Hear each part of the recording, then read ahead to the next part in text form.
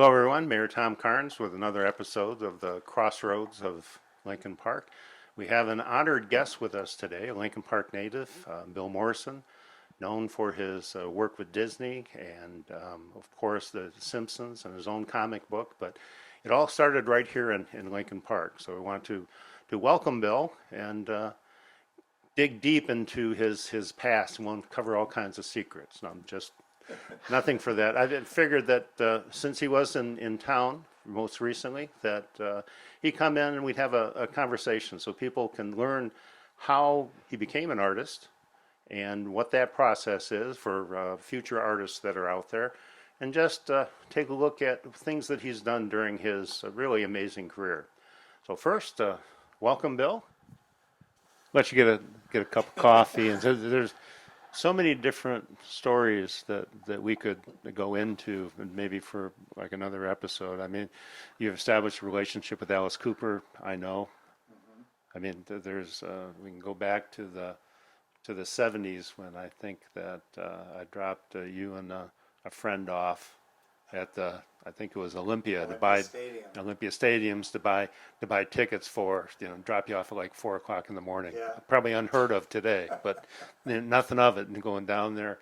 And then you go from your relationship in Futurama, and then you had, of course, your comic book going at the same time. There's all kinds of different facets that you have in many different stories. I know that your mother-in-law would talk about meeting Kelsey Grammer at a Christmas party, and just the different contexts that you had. So let's go from your relationship with The Simpsons. You end up leaving there. Now, what was your next venture? So when I left Bongo, um, the reason I sort of left gradually. I mean, I stepped down from my position as creative director after many years just because I kind of felt like I was repeating myself and doing a lot of the same things over again. And Matt had been talking about starting a new company that wasn't just humor, but was all genres. So he wanted to do superhero comics, he wanted to do crime and adventure and romance, everything. So I was going to start working on that with him, but he wasn't kind of quite ready. He was still thinking about what he wanted to do. So that wasn't quite ready for us to really dive in and start working on it. But Bongo wanted to develop some comic reader apps so that you could read comics digitally on your iPads, iPhones, Androids, whatever. So for a couple of years, I stepped away from the regular comic production and I started working with this company that we hired to develop these apps, which would allow people to just buy comics digitally instead of print comics or in addition to print comics, so that you could, kind of take your collection with you wherever you went. And Commonplace today, but yeah, back then it was a back little pioneering. So I did that, and then by the time those were kind of ready to launch, Matt had also been working on an idea for a new TV show, which turned out to be Disenchantment, which is his new Netflix show. Well, not so new anymore. It's been on a couple of years, but so the idea of a new comic book company kind of got put on the back burner, and I was invited to come work with him on this new TV show. So that was when I officially left Bongo and started working. He had a studio set up in Malibu, away from where the Bongo offices were. And so I started going in there every day, just working on character designs and working with the writers and actually just developing the pitch for the show, and then eventually working on the first season. While I was doing that, once he pitched the show and it landed at Netflix, I got a memo from his attorney that from now on, Matt was not going to be paying me my salary. My salary would be paid by Netflix. And so they kind of outlined all that, how that was going to work, blah, blah, blah. You're going to be paid every week instead of every 2 weeks or whatever. And then, oh, by the way, we're going to have to shave your salary a little bit. And I said, okay, well, what does that mean? Like, what does a little bit mean? What does, shave it? Shave it how? And they said, well, we're going to send the agreement over and, read it over. If you have any questions, let us know. But, it's all in the agreement. So I get the agreement and I read it over and I do some quick math and I realize that my new salary from Netflix is going to be over 30% less than what I was making for years and years working with Matt at Bongo. Um, so I contacted the lawyer and I said, I can't really make this work. This is a huge pay cut. It's not just a shave. This is big. And they said, well, if you have to walk away, we understand. And I'm like, whoa, whoa, whoa, whoa. Let's see if there's some way we can, make this work. And I said, look, if it says in here that I can't do freelance work or I can't work for any outside company. If I was able to do that in addition to this, then, I'd be able to bring my annual income up to the point where I can still make my house payment, still, pay my car insurance, etc.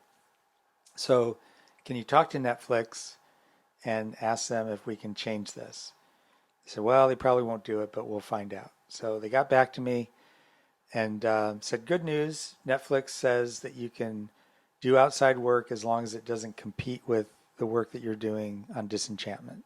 So in other words, I couldn't work on another animated show, but I could work for another comic book company or do advertising illustration or whatever. So I said, okay, great, no problem. So I first thing I did was I contacted DC Comics because I knew the publisher there, and I said my situation with Matt Groening has changed a little bit, and I can do some freelance work. So I'm just putting out feelers. If you have anything that you could use me for, let me know. And then I added. Wasn't really thinking this way, but I just kind of added. This was all in an email, and I just said, "Oh, and by the way, if you had anything more permanent, I'd be interested in hearing about it." I really didn't think they were going to hire me to edit Batman or, put me on staff at DC. I didn't, nothing really. I don't know why I did that, but I did, because I really, really didn't think there was anything there for me. It hadn't occurred to me that DC also publishes Mad Magazine. And I found out after going to lunch with the publisher, because he wanted to meet with me, that they had been looking for someone to take over Mad because the guys in New York who were publishing Mad, DC had an exodus or a big movement to California at the insistence of Warner Brothers, which is the parent company. But the Mad guys refused to go. They said, nope, we're staying in New York. We're New York people, and we're a New York magazine, and we're not moving. And so they butted heads. And finally, DC had said, okay, look, we'll put you up in a office here in New York for the time being, but we're going to have to find somebody out in California to run Mad if you're really not willing to come out. So I was told by DC's publisher that they'd been looking for somebody kind of quietly, but when I had said I'd be interested in something more permanent,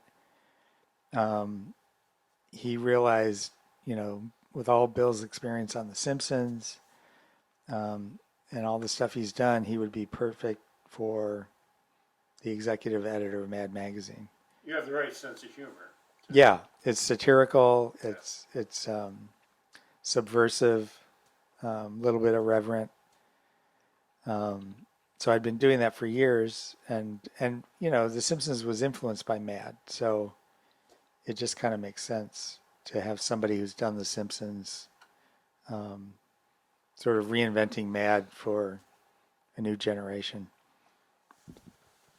I'm going to steal the microphone and give you a chance to have a little bit of coffee and stuff. So from Mad Magazine, then Mad ended up folding a couple years later, not due to your leadership. But I'm interested, I'm sure like everyone else is that you've traveled around the world for different Comic Cons and things from your work in The Simpsons, from your work in the poster designs. Talk a little bit about that. Well, that's been one of the really fun and amazing opportunities that I've had.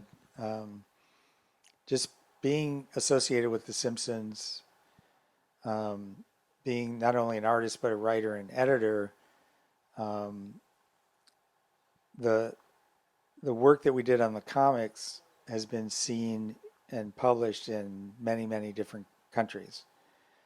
So um, I think we'd only been doing the comics for a couple of years when I learned that Germany had licensed the work that we were doing, and they were translating our stuff into German and putting our comics out there. So they kind of relaunched from number one a few years after we had done our original launch, and they were really big on promoting. And not only would they have comic festivals, but they would do signing tours. So I think their original ask was to get Matt Groening to come over and do a signing tour. And, Matt just didn't have the time to do it, but I was always kind of like the next best thing. So, if Matt couldn't do it, which, I don't think he ever did because he was always just too busy on the show and, running Bongo, um, they would say, well, how about Bill Morrison? And so, I don't know if that was disappointing for them the first time, but I went over. I did a signing tour and a festival, Frankfurt Book Fair. And no, the first time was just a tour, and it was like a train and car tour.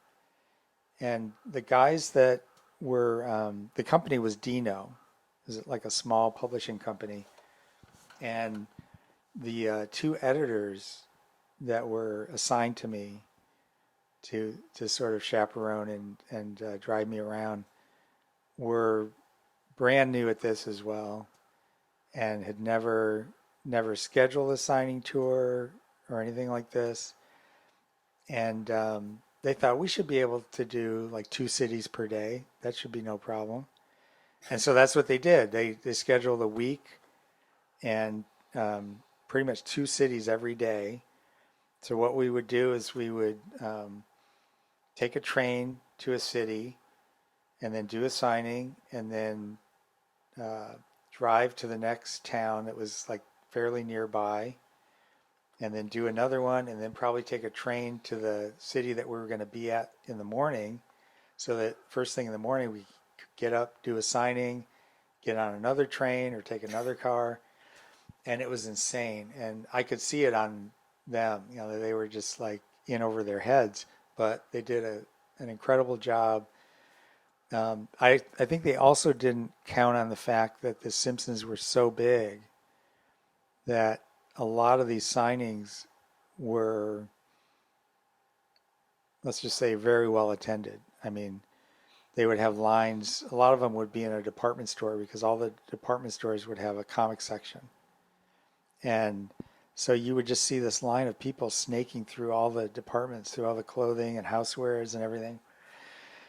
And it added time. We just couldn't, we couldn't just go in for an hour and then zip out. It was always 3-4 hour signings and then having to get to the next one.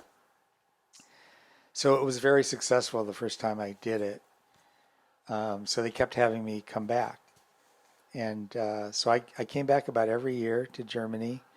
And then a publisher in France launched Simpsons Comics. And so I did a couple of things in France and in Portugal and Mexico, all over the place, England. So, and the comics really got to be bigger in some of these countries than they were in the U.S. So, whereas in the U.S. I would do a signing and there might be, 50 people would show up, I would go over to Europe and there would be, 1,000 or more. Um, so the guys were always like, "Oh yeah, he's a rock star over here." But it's kind of like Jimi Hendrix. Your Lincoln Park's Jimi Hendrix. That's Big in Europe. that's what we'll have down there. I want to touch on one more thing that you developed, or not developed, because the Beatles developed it several years ago with the Yellow Submarine. But there came a time when they came to you for what was going to be work on the Yellow Submarine book. So if you can Yes. talk about that for a minute. Sure. Um, Back in 1997, 1998, the Yellow Submarine film, which came out in 1968, was having its 30th anniversary. So Dark Horse Comics um, had basically a handshake deal with Apple to do a comic book adaptation. And I think because of the fact that I was now sort of known for doing a successful translation of an animated thing into a comic book with The Simpsons, somebody at Dark Horse thought of me to do the Yellow Submarine because they thought, he knows how to take an animated thing and translate it into a comic book thing. So I was contacted by Dark Horse to do, I think it was like a 48-page adaptation, which is not a lot for a hour and a half film. But I started working on it. I was adapting it and as well as drawing it. And I got the cover and about 25 pages done, and I was told to stop. And nobody but the people at Dark Horse had even seen what I was doing. But I was given two stories. One was that Apple, they'd only had this handshake deal, and the people at Apple eventually decided they only wanted to do really like high class merchandise, and they sort of felt like comics were too lowbrow, so they didn't want to do a comic book, which I don't think is true. But that was kind of a rumor I heard. But the other thing was that because George Harrison's company is called Dark Horse, that he was concerned, or his people were concerned, that if the comic book came out and it was bad, that people would think his company had done it, and he would sort of get blamed for it if it wasn't good. But whatever the story was, they canned it. So, um, I had all these pages, and I never thought they were going to see the light of day. But over time, when Facebook became popular and other websites where I could post images, I started putting them out there because I thought, well, it'd be interesting for people to see sort of the Beatles project that never was. So I started posting images, and a couple of online articles were done about them, and got interviewed a few times. And then suddenly there was this renewed interest, and now as we're approaching the 50th anniversary, the people at Apple who were running all the Beatles merchandise caught wind of it and really liked it and thought comics are a great thing for this film, to do a comic adaptation, a graphic novel. Cartoon, yeah. Yeah, and in the 20 years that passed from 97, 98 to 2018, so in the 20 years that had passed, comics also got a better reputation. So now with graphic novels and so many different genres, it's not just lowbrow and superhero stuff. It's there's all these different genres, and comics are winning Pulitzer prizes, and so it's not seen the same way as it was in the 90s. So they really wanted to do it, and they looked at the pages I'd done and said, if we found a publisher, would you be interested in completing the project that you started 20 years ago? and this was my dream, for 20 years was, to be able to finish this thing. I mean, at one point I had even thought about just finishing it on my own, just just to have finished it, like not even if it didn't get published. But so I got to finish it. I also got to expand it to 90, I think it was 96 pages, which is really what I needed to get it done, to really tell the whole story. Um, and it was published by a company called Titan, which is a British company. They did it as a hardcover release in 2018, and and it came out. It got good reviews, and fans seemed to love it.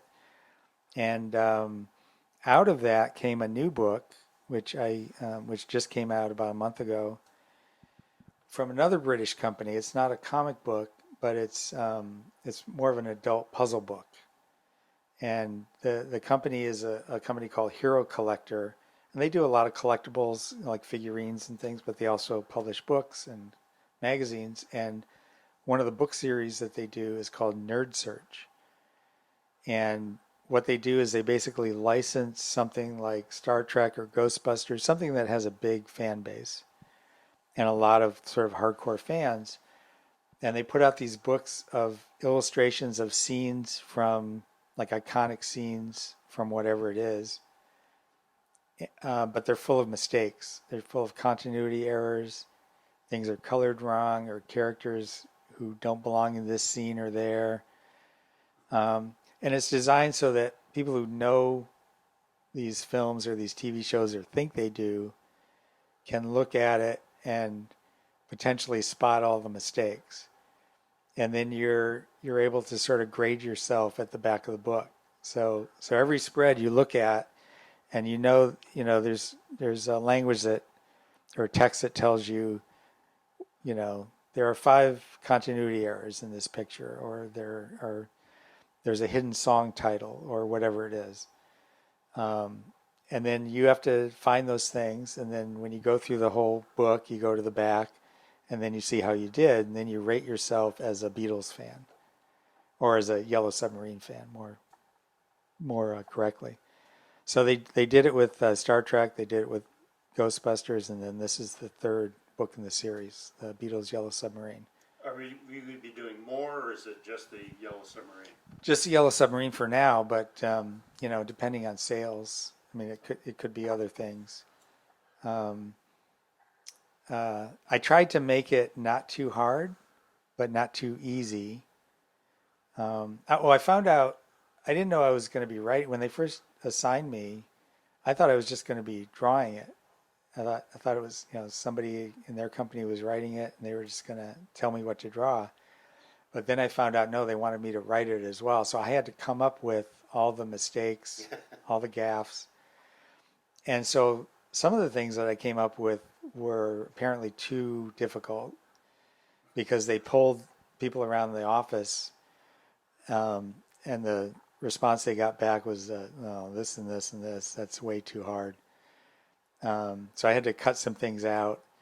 But I've got a little bit of response so far from some Beatles fans who've said that it is a little bit challenging, but not, too difficult, and not too difficult for the novices and people who aren't really hardcore fans. Let's steal the microphone from me. It's like a new teacher, though. I mean, you come in, and the new teachers that you get are the most difficult ones that you're going to deal with. Yeah. We're sort of been abusing the privilege of having you on here. I mean, because it's just in depth. It's probably a little bit longer than you anticipated going. Well, I'm a talker, so. Well, yeah. Well, but I wanted to go back a little bit and relate that when we were all growing up, I think Bill's family, our family, were the typical 60s, almost not the Cleavers, but a little bit close to that. Kind of close. But through a common point for us were the scouting, and as we started the troop back in several years ago when we were all 11. Bill's father, Bob Morrison ended up being a pivotal person for a core group of people, and whether you teach you how you behave, the way you live your life, and certain things. And Bob was became the first scoutmaster because Bill raised his hand and volunteered him. But he got more into that and then developed a love for scouting and ended up getting I think it's the Silver Beaver Award, which is the highest award that they can give to somebody that was involved in scouting. But not only does obviously inspired Bill, but he inspired myself, and then there are several core friends that have gone on that continue the rules of scouting and giving back a little bit. But for all of that work that his father did and the involvement in scouts, Bill ended up giving something back to the scouts. And in my office, I have a picture that he did for the 100th anniversary of the Boy Scouts. If you could talk about that for just a sec. Sure. So my apparently my dad talked about me a lot. Um, like, as you said, he was involved in scouting, and the other scouters that he worked with, he would, just always give them updates on what I was doing. So there was this one scouter in particular. My dad was a volunteer, but this gentleman, Frank Mallon, who was one of the district scout executives, was somebody that my dad worked with a lot. They did scoutmaster training and all that kind of thing. He I met him a few times, I know, before my dad passed away. Um, and I remember he would always, I don't know how he knew so much about what I did. That's that's why I know that my dad talked about me. But he would say, I have this idea for the 100th anniversary of scouting. I want to have an artist paint a mural that shows like the whole history, and then distribute that to all the scout councils around the United States. And I think you would be the person for that. And I would do these events for like Cub Daycare where I would draw pictures of the Simpsons for the kids and give out comic books. So I remember just thinking, you know, I don't know why he thinks I'm capable of doing what he's asking me to do unless he knows I used to be a movie poster artist, but who knows? Maybe my dad talked about all that stuff. But anyway, he had this confidence that I was the person to do this. And he would talk about what they were going to do, like they were going to have teams of people that would go from council to council across the United States, and they were going to try to get an RV, like a big RV unit, and all these kind of grandiose plans. And I just remember thinking, because he's talking about kind of a grassroots operation. This is not something that was like sanctioned by the national scouting organization. This is just something he's coming up with on his own, kind of as a maverick. And I just remember thinking, this probably will never happen. So just be polite. And, when he talks to you about this stuff, he would send me emails. And when I'd come home, if I was at an event and he was there, he would talk about it. So we're still years away from the centennial, like maybe 10 years away. And, but he kept at it. And and now after my dad had passed away, I got a message from him and he said, let me know when you're coming to Michigan again, because we're going to have a big meeting for this mural project. And I'm like, okay. I told him I was going to be in for Christmas or whatever. And he invites me, gives me this address. And he says, come out. And I'm thinking it's going to be like a small meeting, like a handful of people. It's this huge room full of all these scout adults, all these Scout volunteers. And I remember they had a big map of the United States with all these push pins in it. And each push pin represented a Scout council across the country. And they talked about how we're going to, start here in Michigan. And the first team is going to go from Michigan. And for the next week, they're going to cover all these councils. And then another team's going to fly in and relieve them and take over the RV. And then they're going to cover all these for the next 2 weeks. And I'm looking at this and I'm like, oh my God, he's doing it.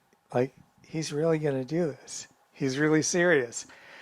And then I'm like, the panic sets in and I'm thinking, I've only got like a year now to do this piece of art that he wants me to do. And, I'd just been putting it off and thinking it wasn't really going to happen. And now it's like the realization that, oh no, this is happening. So at the end of this meeting, they handed me these two binders, like big, thick 3-ring binders. And one was labeled 1910 to 1960, and the other was labeled 1960 to present. And they were just scrapbooks of like everything you can imagine that happened in the world of scouting in the United States. And so my job now was to boil all this down into one image, like one poster image. So I took it home, took those binders home, and I started going through, and I wasn't really given much guidance, but I had to kind of figure out, well, what are the key things? Who are the key figures to include? And so I started taking Post-it notes and tabbing pages and narrowing it down. And then I did a like kind of a very rough thumbnail sketch of what the poster might look like. And I included like a key, because I would just do little stick figures and I would say, I would number them, and then off the side I'd have the legend. This is Baden Powell. This is, whoever. This represents the war years. This represents Order of the Eagle, and this is the Silver Beaver. And so I submitted that, and they made a few notes, and then came back to me, and then I started drawing it. I took my drawing, once I got the pencil drawing done, it's pretty elaborate, so I thought, to save time in getting this transferred onto a canvas, there are all these companies that do canvas printing. So I thought, and they do usually photographs or pieces of art, and they print it on a canvas for you. And I thought, well, what if I sent them my pencil drawing and then just had them printed on the canvas? And then I've got an accurate, as accurate as possible representation of my drawing to paint from, rather than trying to project it and trace it and all that. So that's what I did, and it came back, and it was great. And the original piece is, maybe this big. But I just started painting. Like, I'd come home from work every night, and the clock was ticking, and I painted and finally got it done in time. Sent it to them. They got it printed, and then they had me come in for the kickoff. And the kickoff was all the same people from the earlier meeting, but now they're in teams and they have their own flags. And this is team whatever, and this is, team, they all have names. I can't remember the names. But they were almost like patrols when we were in Scouts, They all had their own, like, chants and patches and flags and everything. It was great. So I had to get up and speak about the piece, and then, it was a big emotional thing because I talked about my dad and how he was the inspiration for doing it, and then they were off, and I think the first team was 2 weeks, and I think pretty much everything after that they were 1 week relays. So another team would fly into whatever the city was where the first team ended up. They would take over for a week, and then another one would fly in. And then the team that had been in the Winnebago would fly back to Michigan. And they did this for a year, a solid year, from February of 2010 to February of 2011. And they hit every council in the contiguous United States. So they didn't do Alaska or Hawaii, but I think they sent them copies of the print. Where is the original? The original I donated to the Scout Museum, which is in Texas. For just a second, we had, now when this is shown, there's going to be a copy of that print. They'll be able to see it. Well, yeah, they will, because I have a relatively large one hanging in my office over here that he's going to take from that. But in that is a nice tribute to your father that you did, because it shows him being awarded the Silver Beaver Award. Yes. Right. So every place, and your dad is in the national scouting and for all over. Now, I don't know if you've noticed or not, but the Winnebago was in Lincoln Park, and it was here at the Historical Museum, and that's when I got my print. I wasn't able to get it signed, but it's signed on the outside now, which is very good. But there is also a little presentation of when the Winnebago group was here, and it's signed, and kind of odd, but it's in the restroom. I just saw it. Yeah, but it's there, so only a certain select group of people end up seeing that. Yeah. But It's signed by all the people that were on that yes, leg of the trip. but it's not forgotten. And as you're an Eagle Scout, I'm an Eagle Scout, and there's a lot of that goes with that.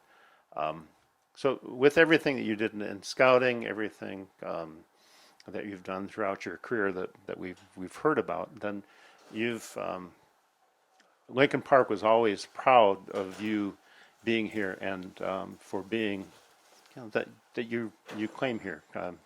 We were thinking about putting little signs out, welcoming people in there, but that's how proud we were of that. And to commemorate that, we decided that it was about time for you to have a key to the city. And so the presentation was 5 years ago, I think, in 2016. So we found out. Happened? I thought I dreamed that. Well, could be the artist's rendition of a dream, but it was done. Jeff Day, who is the curator for the museum, we got together, found out when you were going to be in town, made a nice key situation set up. But you then, knowing that it was going to, shipped artwork and pieces of that you had done throughout the years, your personal collection, and brought it all into the museum so that it could be shared with everybody for that period of time. And of course, it was one of the best fun things that I did as mayor was be able to present that key to you. But that would have been fine if it ended on that. But a relationship developed between you and the curator, Jeff Day, because the museum is always in need of cash, and you had sent items for display. I think as a result of your visit 5 years ago, there were signed posters, and there were T-shirts for sale, and those things. So little things to help out the museum during those times. But there is a more recent venture that was done, yes. And it has to do with Made in Lincoln Park. I think this is iconic because you're made in Lincoln Park. Tell me about that project. We'll Sure. show the picture of it. Not too long ago, last summer, I was invited to be a guest at the Downriver Comic Convention, which is held at Lincoln Park High School in the gymnasium. And so I was there for 2 days, signing comics, etc. And next to me was Jeff, and they had a table set up for the museum. They were selling things as fundraisers. And so we had a lot of time to kind of chit chat.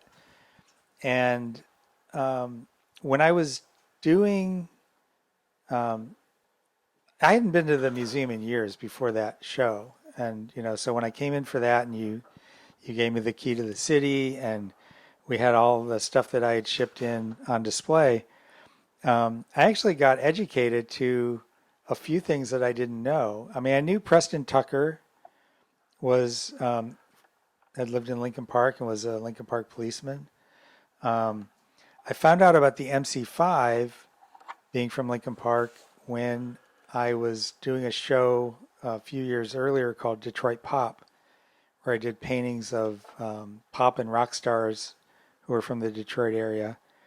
But I didn't know about Lynn Osborne, who was on Space Patrol and also other films back in the 50s. Gary Grimshaw is a real famous psychedelic poster artist. Mary Moore, who was on the All-American Girls Baseball League. So there were things I learned about when I was there back in 2016 that I thought it's kind of an amazing uh, little place we have here that these very famous things have come out of.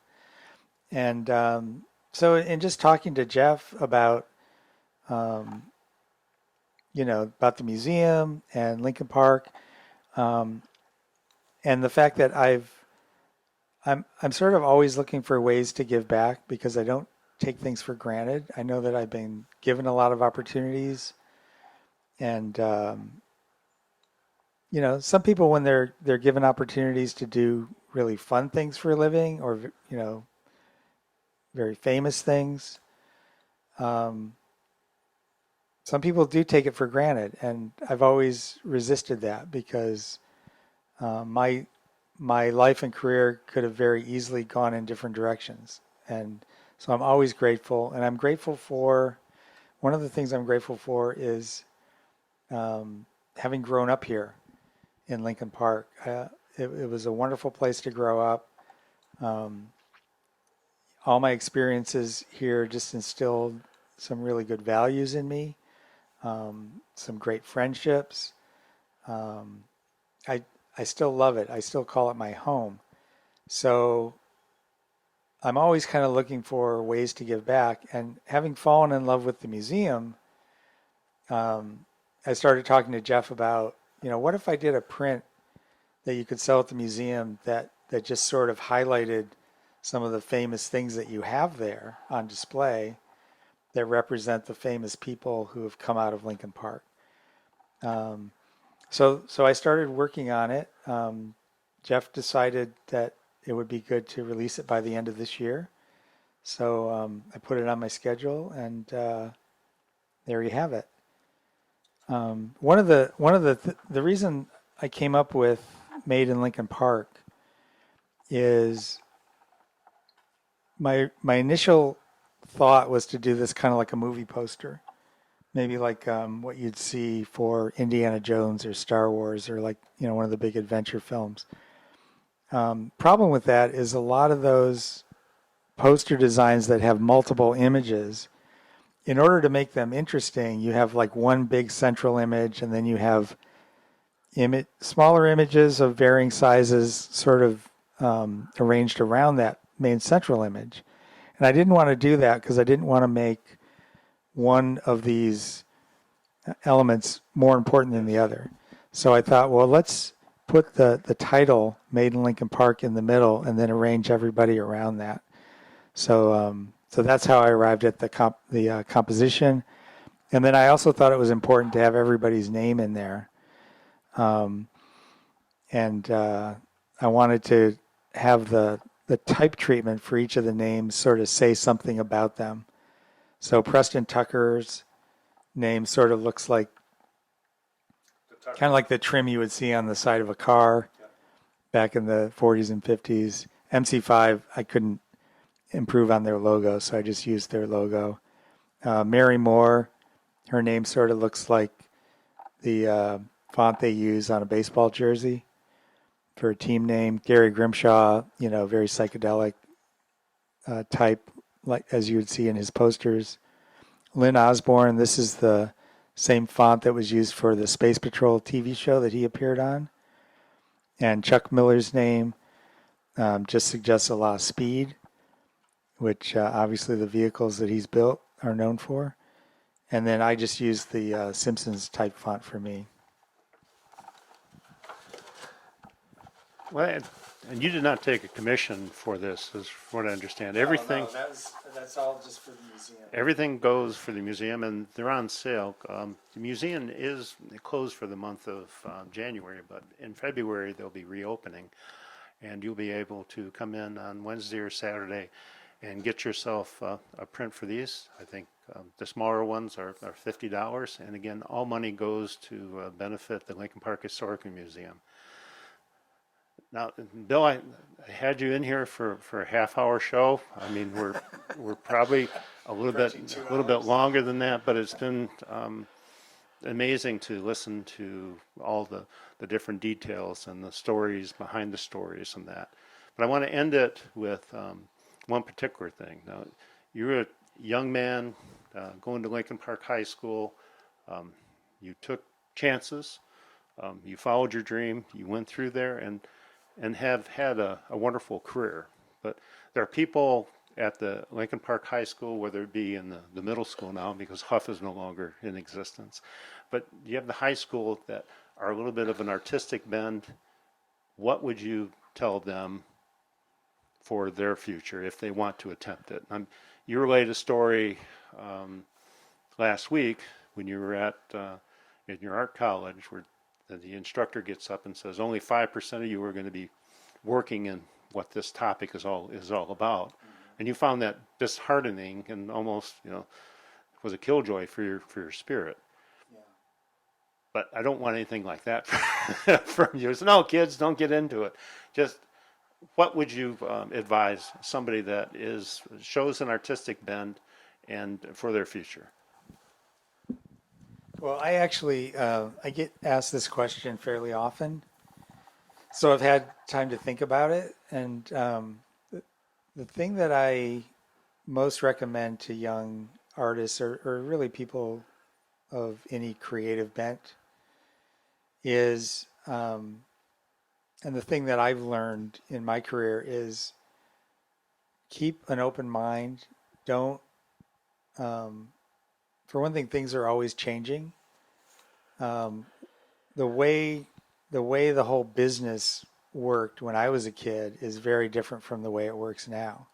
So if I had pursued my career just based on what I knew back in high school, um, it would be very narrow. Things have opened up. For example, like I mentioned before, when I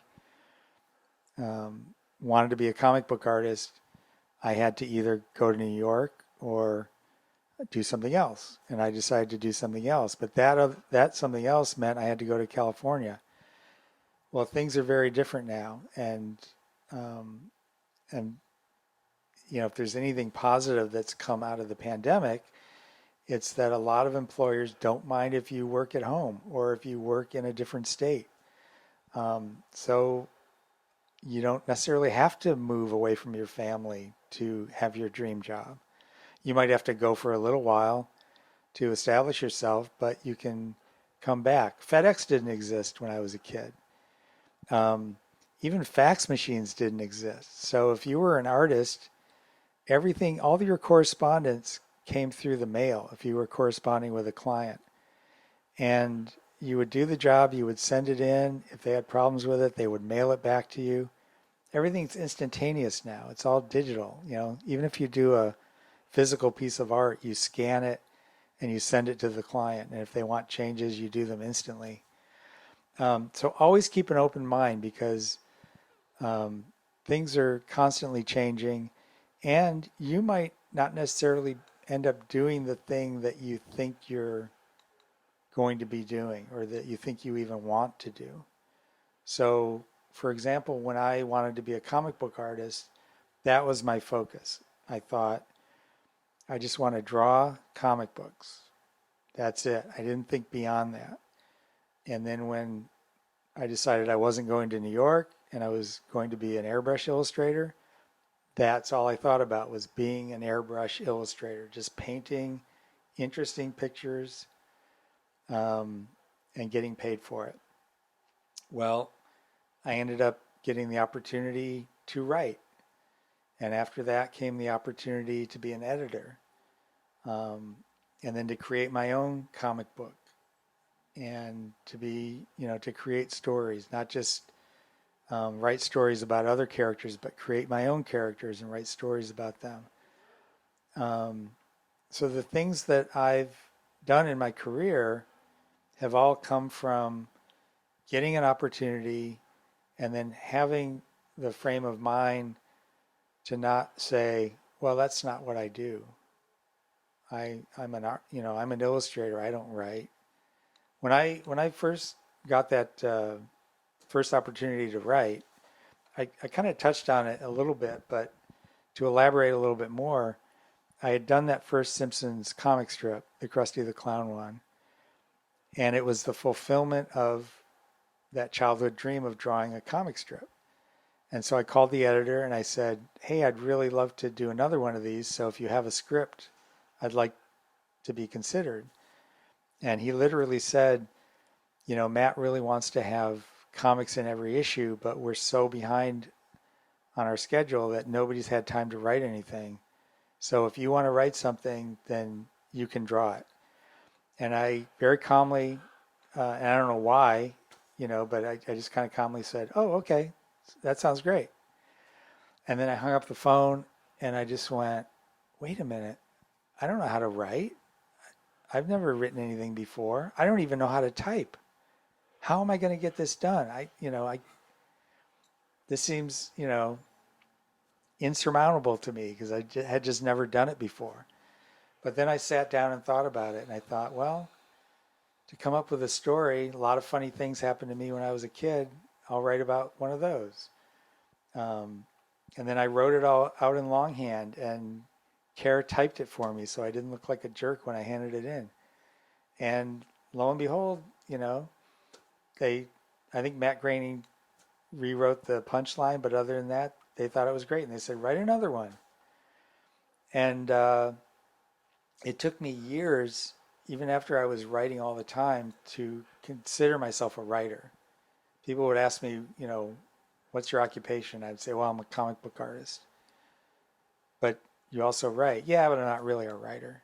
I just, I write stuff, but I'm not really a writer. And then eventually I owned it and I was like, yes, you are a writer. You write things. And,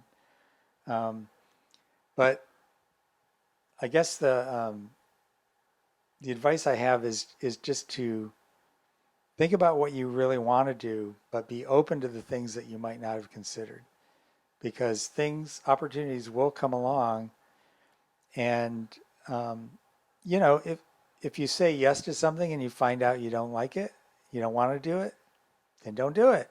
Stop doing it. You haven't lost anything, but by keeping an open mind and pursuing things that you may not have thought about, you could open yourself up to a whole other career, whole other opportunities to travel, to meet people, whatever. So that's always, I think, the most important thing I can leave people with if they're pursuing. And like I said, this isn't just for artists or comic book artists. It's for writers, for actors, anybody who's pursuing something creative. Thanks, Bill. That's good advice for really anyone. Really anyone. So you just don't let that opportunity pass you by. The things that you mentioned when you're talking about this is that you got on that bus and you rode it for a little while, not knowing exactly where it was going to take you. But then again, you made suggestions to the driver about which way you could go. Maybe I can do this again, or something along those lines. So you're not afraid to make changes as you go on and be adaptive. Yeah. And I mean, it's worked for you, and there's some things that haven't worked, but through it all, you've had really an amazing career. And as being from Lincoln Park, all of us in Lincoln Park are very proud of your accomplishments, and we're glad to see the things that you're attempting to do for the museum and the things that you've done for the city, because you've given Lincoln Park a good name worldwide, and not just those near the water in Chicago. Well, yeah, not just the zoo. I really think it's important to like when I was doing the project that I mentioned earlier, Detroit Pop, and I was, the inspiration of that was I was so taken by the fact that so many famous musicians have come out of the Detroit area. Bob Seger, Alice Cooper, all the Motown artists, Stevie Wonder, Aretha Franklin, Iggy Pop, Kid Rock, Eminem. These people are known all over the world. They're like household names, some of them. And the fact that they came out of the area that I grew up in made me proud. Made me, I was excited that the thing that I liked, I found something to like about these musicians. And the fact that the world loves them, I thought was really cool. So I think it's important. I think it's important to call attention to the MC5. When I found out they went to Lincoln Park High School, I felt a lot of things. One was excitement, but the other was I was a little angry because I thought, why wasn't there a plaque, in one of the hallways at Lincoln Park High School that said MC5 went here?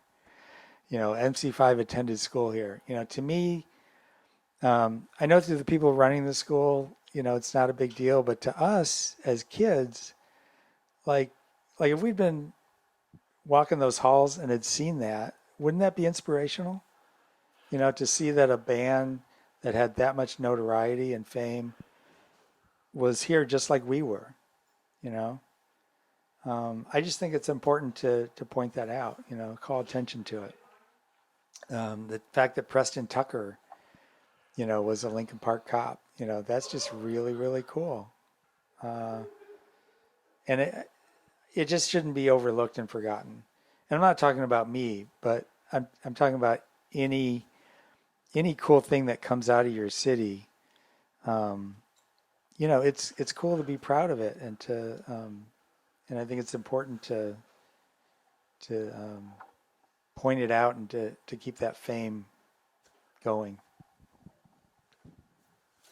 Thank you, Bill. But I can tell you that at Lincoln Park High School, there is a photo from 1977, which is your graduation photo, that is just outside of the library. Oh, really? That lets people know that you're from Lincoln Park, along with several other graduates of Lincoln Park. That's all that we have for this time. Thanks for visiting our Crossroads. I got to give a special thanks to our guest, Bill Morrison, for coming here, and our videographer, Don Belinsky. We appreciate that. So until next time, see you later.